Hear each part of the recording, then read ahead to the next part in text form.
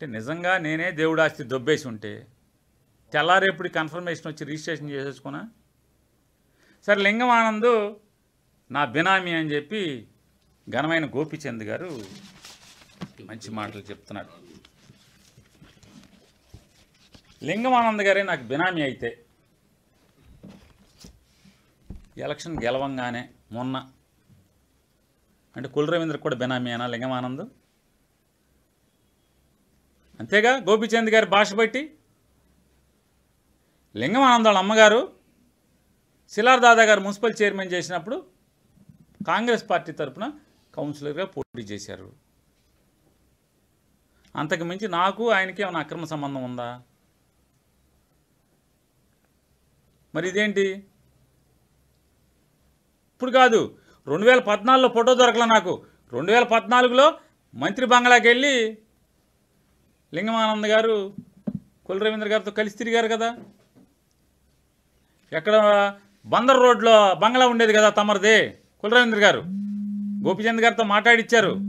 మీరే మాట్లాడిచ్చారు, రాసిచ్చారు, నాకు తెలుసు.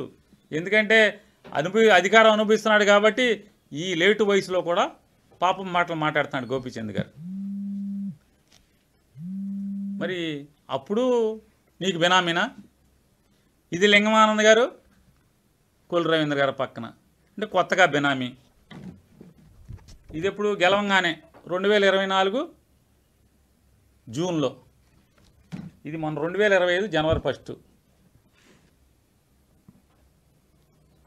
జనవరి 1కి ఇదెవరు? కుల రవీంద్ర బినామీగా. అంటే లింగమానంద్ ఎంతమందికి బినామీ ఉంటాడు? కుల రవీంద్రకి బినామీ, నాకు బినామీనా?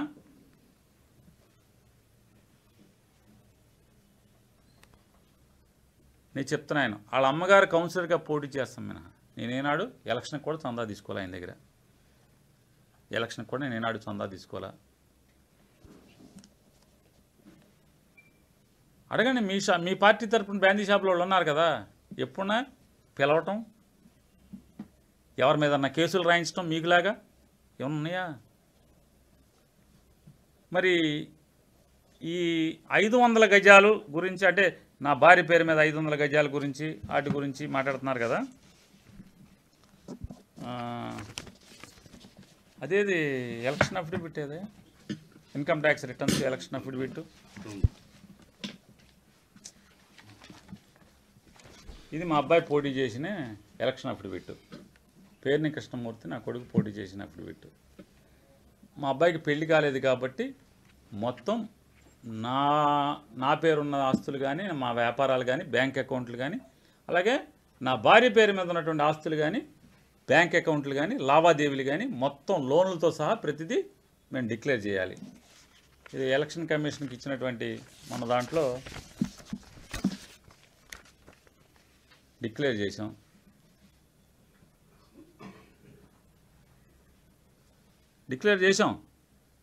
ఏంటి దాపరకం ఎక్కడుంది? రిజిస్టర్ ఆఫీసులో డాక్యుమెంటు, ఇన్కమ్ ట్యాక్స్ రిటర్న్స్లో ఫైల్ చేసాం. ఇన్కమ్ ట్యాక్స్ రిటర్న్స్ ఏదయ్యా చూడు శ్యామ్, చూడ సుధా గారిది ఇన్కమ్ ట్యాక్స్ రిటర్న్స్ మొన్నటిది లాస్ట్ ఇయర్ది. మరి దీంట్లో ఉంది కదా 250 ఇదిగో మా income tax returns. Income tax రిటర్న్స్లో కూడా ఉందిగా ఆస్తి కొనుక్కున్నామని. ఎంత పెట్టి కొనుక్కున్నాం? గజం 11,500 రూపాయలు. గజం 11,500 రూపాయలు చొప్పున 57,50,000 రూపాయలని లింగం రామణమూర్తి గారికి మనీ ట్రాన్స్ఫర్ చేసి రిజిస్ట్రేషన్ చేసుకోవడం జరిగింది. మా మామగారు కూడా 57,50,000 పెట్టి ఆయన కూడా చేసుకున్నాడు. ఎలా ఎందుకు చేసుకున్నారు, ఎట్లా చేసుకుంటే అన్ని ఇన్కమ్ ట్యాక్స్ లింకులు ఉన్నాయి. ఆ లింకులు కూడా మీకు తెలుసు, చెప్తా, దానికి కూడా వస్తా.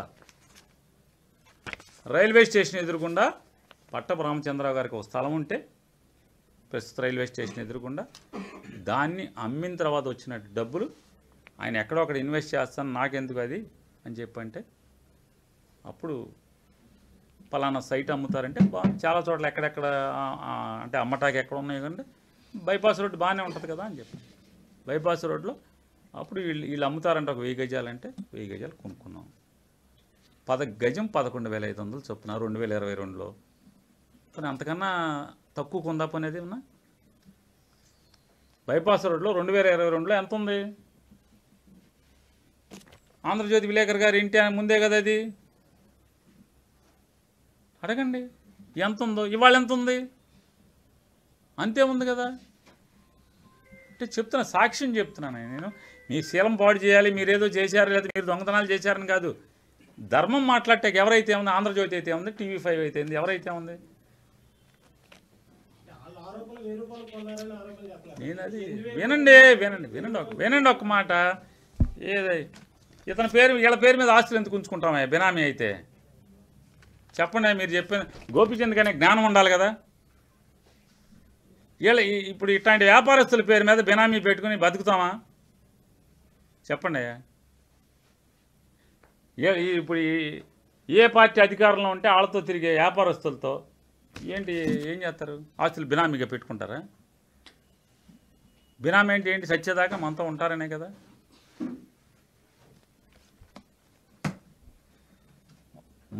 క్యాష్ ట్రాన్స్ఫర్ చేసి, డబ్బులు వైట్ అమౌంట్ ట్రాన్స్ఫర్ చేసి, నా భార్య ఒక 57 లక్షలు చిల్లర, మా మామగారు ఒక 57 లక్షల. ఎక్కడి నుంచి అన్ని లింకులు ఉన్నాయి. ఎందుకు లింకులు ఉన్నాయి ఇవి కూడా చెప్తే అక్కడికి కూడా వస్తాం. ఇన్కమ్ ట్యాక్స్ రిటర్న్స్ అయ్యే కాదు.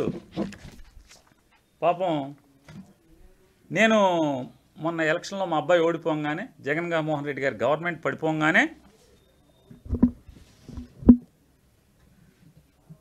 ఆ వివరాలకు వచ్చే ముందు అసలు దీని నేపథ్యం అసలు నా మీద ఒక్కసారిగా వీళ్ళ దగ్గర 2000 దానికోసం వచ్చాయి. 2024లో నేను ఓడిపోగానే రిజిస్టర్ ఆఫీసులో బాలాజీ అనేటువంటి అనుచరుడు కొల్ రవీంద్రకి, అలాగే దిలీప్ అనేటువంటి గోపీచంద్ర గారికి ఏదో గుండెకాయ ఏదో కాయ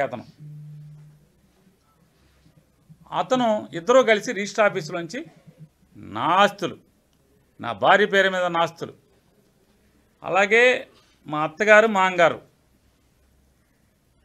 మా తోడల్లుడు, మా వదిన గారు, అలాగే నాతో పాటు తిరిగే 70 మంది, బందర్లో 70 మంది ఆస్తులు మొత్తం డాక్యుమెంట్లు తీసుకున్నారు.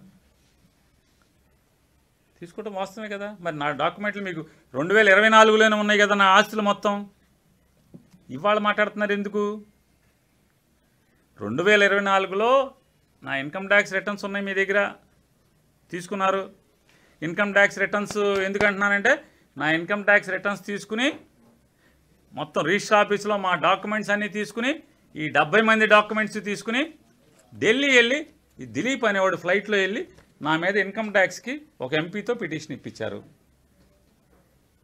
ఒకళ్ళు కాదు, ఇక్కడి నుంచి ఒకళ్ళు వెళ్ళినా అక్కడ ఒక 5-6 కలిసి ఇన్కమ్ ట్యాక్స్ చీఫ్ కమిషనర్ అంటే ఇన్కమ్ ట్యాక్స్ డైరెక్టర్ దగ్గరికి వెళ్ళి, సిబిటి సెంట్రల్ కమిషనర్ ఫర్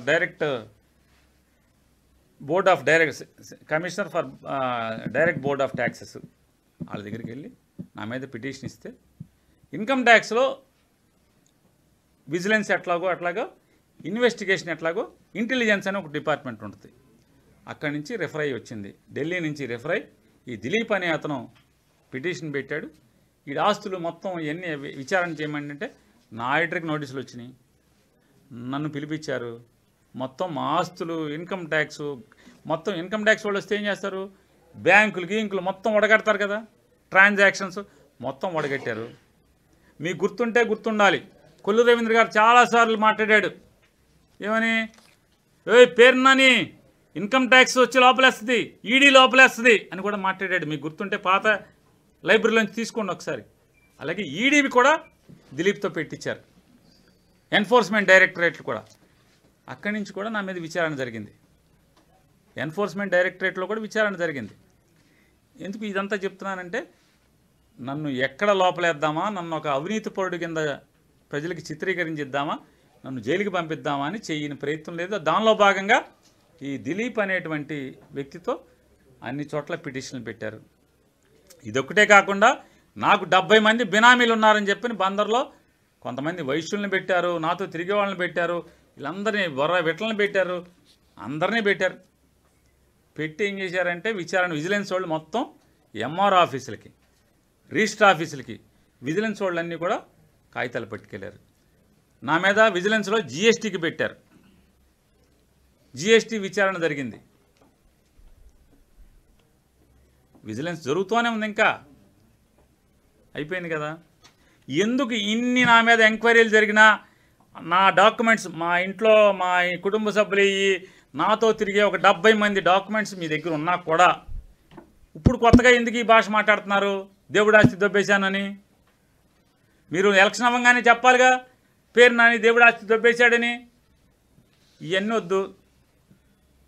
ఎందుకయ్యా అంటే గొల్లపూడిలో 40 ఎకరాల ఆక్షన్ సంబంధించినటువంటి మీ బతుకు బస్టాండ్ చేశాను కాబట్టి,